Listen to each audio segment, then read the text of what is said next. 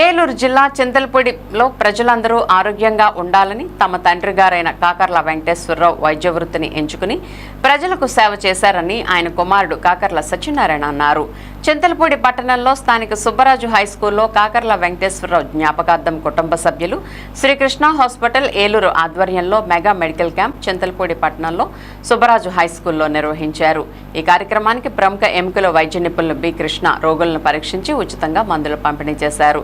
ఈ సందర్భంగా కాకర్ల సత్యనారాయణ మాట్లాడుతూ తమ తండ్రి గారైన కాకర్ల వెంకటేశ్వరరావు వైద్య వృత్తిలో పేదలకు సహాయం చేసేవారని ఆయన ప్రేరణగా తీసుకుని మెడికల్ క్యాంప్ ఏర్పాటు చేయడం జరిగిందని ఈ మెడికల్ క్యాంపుకు వచ్చిన డాక్టర్లకు వైద్య సిబ్బందికి ప్రత్యేక కృతజ్ఞతలు తెలియజేశారు.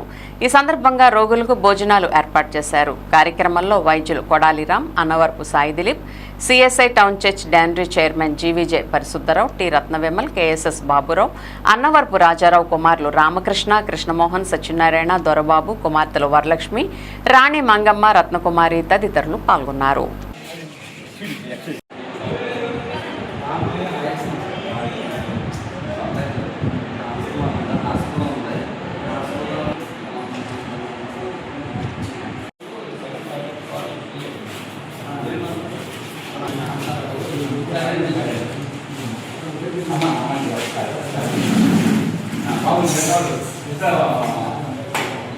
ఈరోజు మా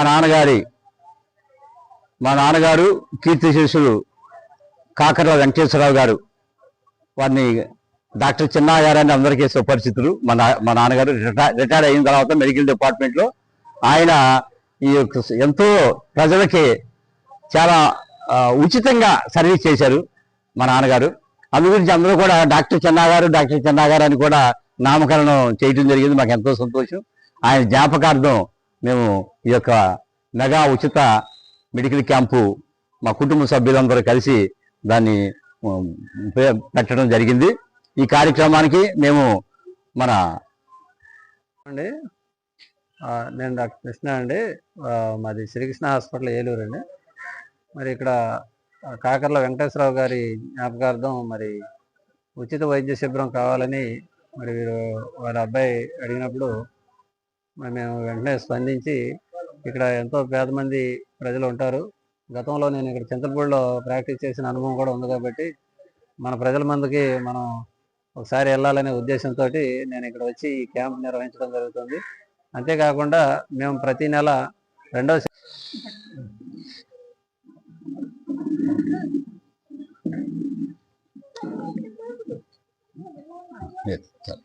అయ్యారు చాలు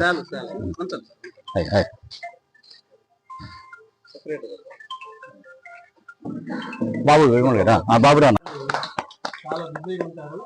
వారు తండ్రి అంటే రక్షించుకునేటువంటి సమయం అయినప్పుడు కూడా ప్రజా సేవలో వారు ముందుకు వచ్చినందుకు వారిని మా చర్చి పట్టణండి టౌన్ చర్చి పక్షంగా మిమ్మల్ని అభినందిస్తూ ఉన్నాం. మా కంపెనీ